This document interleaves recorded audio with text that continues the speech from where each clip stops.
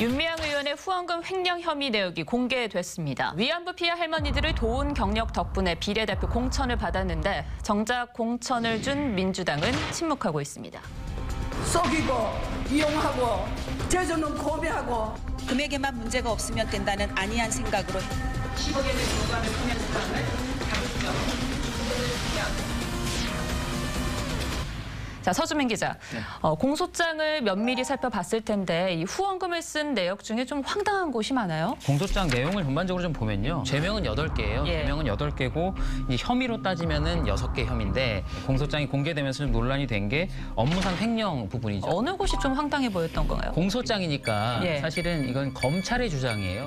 요가비, 갈비집에서 사용된 돈, 스카프 대금, 면세점, 삼계탕집, 풋 마사지. 왜 이게 검찰은 횡령으로 받느냐? 계좌가 이게 정의연 그 법인 계좌란 말이에요. 상식적으로 좀 이해가 안 가는 부분들이 조금 있죠. 1억 37만 원, 217차례를 유용한 혐의를 받고 있는데 윤미향 의원의 이 공소 사실이 곧 범죄 사실이 될 수 없다면서 곧바로 반박을 했어요. 윤미향 의원이 뭐라고 해명을 했냐면 행사 경비를 비롯한 공적 업무 또는 복리후생 비용으로서 공금으로 회계 처리를 한 것이다. 법인 계좌지만 거기에 본인 돈을 넣기도 했고 정의연의 어떤 운영 자금으로 썼다는 얘기거든요. 그리고 실제로 회계 처리를 했다는 거죠. 예를 들어 복리후생비, 뭐 마사지 이런 거는 복리후생비. 발 마사지가 복리후생이 될지는 뭐 직원들의 복리후생을 위해서 썼다라고 뭐 주장할 수 있는 거니까요. 그런데 이제 여기서 좀 봐야 될 게 뭐냐면 예를 들어 오연주 앵커랑 저랑 동창회 계좌를 만들었어요. 근데 내가 갑자기 급한 돈이 필요해. 그래서 급전을 거기서 살짝 빼서 네. 내일 다시 갖다 넣었어요. 근데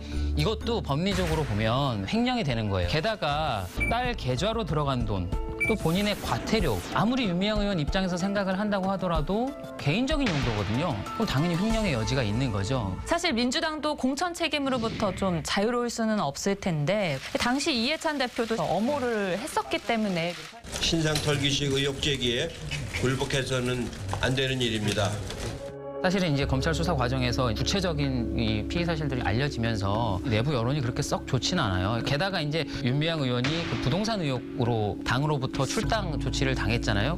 민주당 입장에서는 무소속 의원이기 때문에 우리가 무소속 의원에 대한 우리가 입장을 낼 필요가 있어? 라고 하는 거죠. 그거에 대해서 국민의힘이나 정의당은 당연히 민주당을 공격하고 있죠. 실질적으로 왜냐하면 민주당 의원처럼 의정 활동을 하고 있기 때문에. 그렇죠. 사실 예. 법률권으로 활동을 하고 있잖아요. 그렇죠. 예. 8일에 양이원영 의원이 역시 부동산 의혹으로 출당 조치를 당했다가 수사기관에서 무혐의를 받아서 복당이 됐는데 자 그럼 이제 윤미향 의원의 경우 무혐의를 받을 경우 그럼 이제 그럼 복당해요? 복당을 해야 되잖아요. 민주당 관계자를 통해서 좀 알아봤더니 내부 보고서에 윤미향 의원 부동산 의혹이 무혐의를 받을 경우 복당 검토라고 돼 있다는 거예요. 횡령 의혹이 있는 상황에서 다시 복당 조치를 하는 게 논란이 될 수도 있을 것 같아요. 국민의힘에선 의원직을 제명하자는 결의안까지 낸 상황이잖아요. 네. 여기에 동의할 가능성은 좀 민주당이 실권을 갖고 있거든요. 이 제명을 할 수 있느냐 없느냐.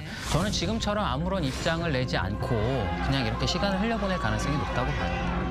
자, 그럼 윤미향 의원의 공소장 그리고 침묵하고 있는 민주당 이 내용을 한 줄톡으로 정리해 보겠습니다. 예, 1992년 윤미향이 묻다로 정리하고 싶어요. 공소장을 보면 이제 윤미향 의원이 어떤 사람인지 좀 소개가 나오거든요. 1992년 처음 이 어떤 위안부 활동을 시작할 때 뭐 본인은 뭐 문제가 없다고 주장하지만 이렇게 어떤 도덕적 해이라고 볼 수 있는 이런 일들을 하려고 했었을까 본인에게 다시 한번 물어봤으면 좋겠어요. 예.